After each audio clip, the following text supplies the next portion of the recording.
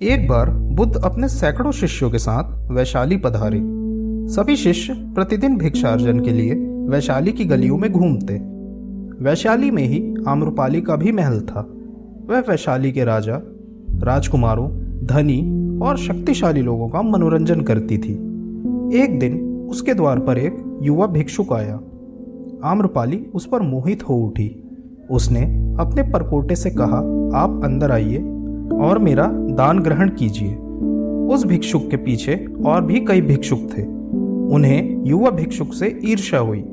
भिक्षा देने के बाद आम्रपाली ने उस युवक भिक्षुक से कहा कि 3 दिन बाद वर्षा ऋतु शुरू होने वाली है। मैं चाहती हूँ कि पूरे वर्षा काल तक आप हमारे महल में ही रहें। युवा भिक्षु ने कहा कि इसके लिए मुझे अपने स्वामी से अनुमति लेनी होगी। उनकी अनुमति के बाद ही मैं आपके पास रहने आ सकूंगा। युवा भिक्षुक की बात सुनकर अन्य भिक्षुक नाराज हो गए। वे महात्मा बुद्ध के पास पहुंचे और आम्रपाली और युवा भिक्षुक की कहानी को बढ़ा चढ़ाकर बताया। इस पर बुद्ध ने कहा, आप शांत रहो। वह वहां तभी रुकेगा जब मैं इसकी इजाजत दूंगा। थोड़ी देर बाद ही युवा भिक्षुक बुद्ध के पास आया और उनके चरण स्पर्श कर बताया कि किस तरह यहाँ की नगरवधु चातुर्मास तक मुझे अपने महल में रखना चाहती हैं। आप अनुमति देंगे तभी मैं वहां जाऊंगा। बुद्ध ने उसकी आंखों में देखते हुए कहा, तुम वहां रह सकते हो। इसके पश्चात युवा भिक्षुक वहां से चला गया। बुद्ध की बात सुनकर वहां उपस्थित सभी भिक्षुकों को बड़ा आघात पहुंचा।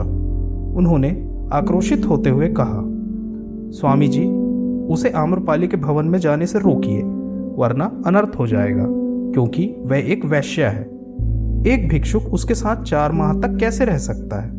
बुद्ध ने कहा, तुम सभी अपनी दिनचर्या का पालन करो। मुझे अपने शिष्य पर पूरा विश्वास है। वह मेरे विश्वास पर खरा उतरेगा। लेकिन अन्य भिक्षुओं को बुद्ध की बात पर भरोसा नहीं हुआ, लेकिन वे ज्यादा कुछ बोलने की स्थिति में भी नहीं थे।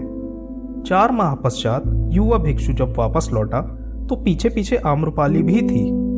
आम्रपाली ने बुद्ध से भिक्षुणी संघ में प्रवेश देने की इजाजत मांगते हुए कहा, मैंने आपके भिक्षु को पाने के लिए हर संभव कोशिश की, मगर मैं हार गई। उसके आचरण से मैं यह सोचने के लिए विवश हुई, अगर आम शिष्य का संयम इतना नियंत्रित है तो इनके गुरुजी कैसे होंगे। इसलिए मैं आपके पास आपके संसर्ग में रहने की इजाजत लेने आई हूँ। आपके चरणों में ही मेरी मुक्ति का मार्ग है।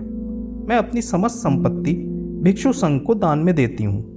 इसके पश्चात से ही आम्रपाली के महल और उपवनों को चातुर्मास में सभी भिक्षुओं के रहने के लिए उपयोग में लिए जाने लगा। आगे चलकर वह बुद्ध के संग में सबसे प्रतिष्ठित भिक्षु में से एक बनी। एक कहावत मशहूर है कि खरबूजे को देखकर खरबूजा रंग बदलता है। कहने का आशय यह है कि संगत का असर हर किसी पर कम या अधिक होता ही है।